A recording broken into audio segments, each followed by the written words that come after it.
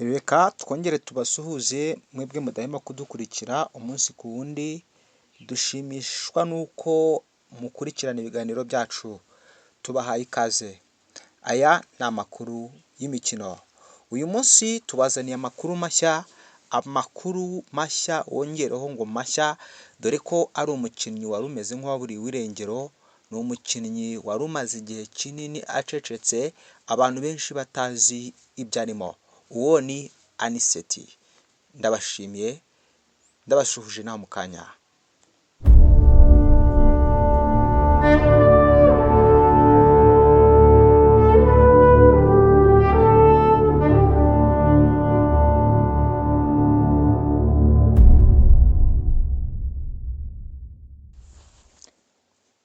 Kera kabaye Ishimwe Anicet, umwe wahoze ari umukinnyi muri APR FC, yari umukinnyi watahaga izamu, dore ko mu mwaka w'ibihumbi 2023 ari umwe mu bakinnyi birukanwe basezerewe, dore yuko APR yari ihinduye gahunda yayo yo gukinisha abanyarwanda. Uyu nawe ni umwe mu babigendeyemo. Ishimwe Anicet yari amaze igihe kinini cyane yicaye ashaka ikipe, dore ko APR mbere y'uko basesa amasezerano bamanje kuganira kuko yari agifite amasezerano, ariko Ishimwe Anicet bamubwira ko bashaka kumutiza muri Mukura, ariko arabyanga. We ahitamo gushaka ikipe ku giti cye, ndetse agahabwa ibyo agomba guhabwa, agasesa amasezerano akajya kwishakira iyindi kipe hanze. Uyu mukinnyi ntabwo yatinzemo, yahise yerekeza muri Afurika mu bihugu bimwe na bimwe, dore ko yahise ajya hafi gushakira muri Afurika y'Amajyaruguru, ariko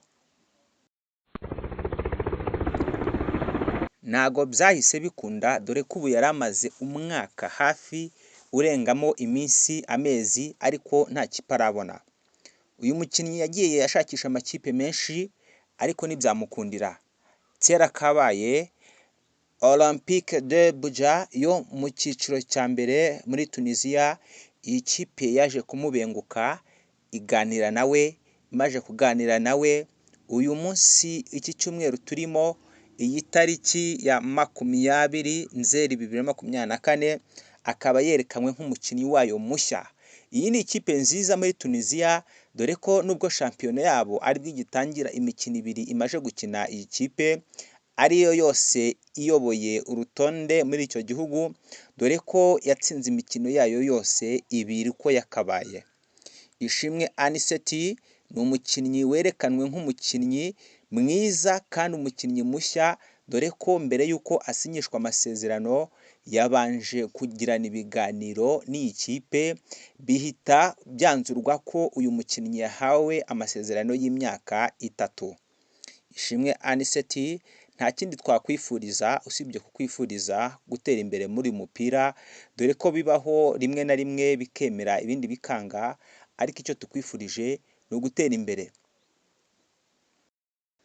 Uyu mukinnyi ku wa gatanu ejo bundi hashize, tariki 20 Nzeri 2024, nibwo yerekanwe nk'umukinnyi mushya w'iyi kipe, ahabwa amasezerano y'imyaka 3. Ni ukuvuga ngo uyu mukinnyi aracyari umukinnyi wa Olympique de Buja yo muri Tunisia.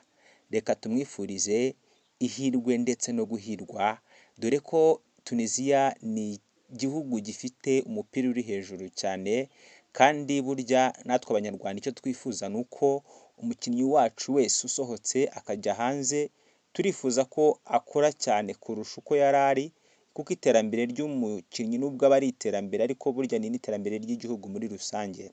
Reka twifurize uyu mukinnyi Anicet Ishimwe guhirwa no kuzabona ibyo yifuza byose muri iriya kipe, kandi dore ko akiri umukinnyi ukiri muto cyane, iyi kipe ikaba yashingiyeho ejo hazaza, ivuga uti uyu ni umukinnyi mwiza, ni umukinnyi ugifite ejo hazaza, ni umukinnyi w'icyerekezo, ntabwo tugomba kumwitesha.